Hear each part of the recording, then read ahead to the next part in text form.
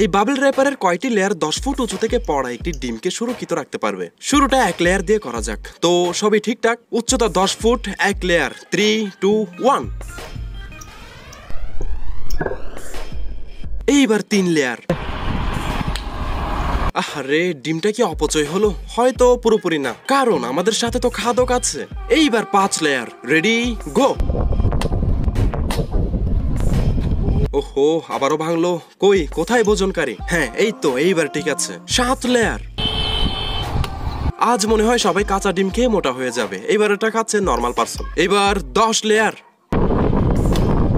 ও মাই god, কি বাউন্সটা ছিল রে ভাই! ডিমটি পুরোপুরি অক্ষতই বলা চলে, শুধু সামান্য একটু ফেটেছে। চলুন আর 2টি লেয়ার বাড়িয়ে একটি লাল ডিম ফেলে দেখা যাক।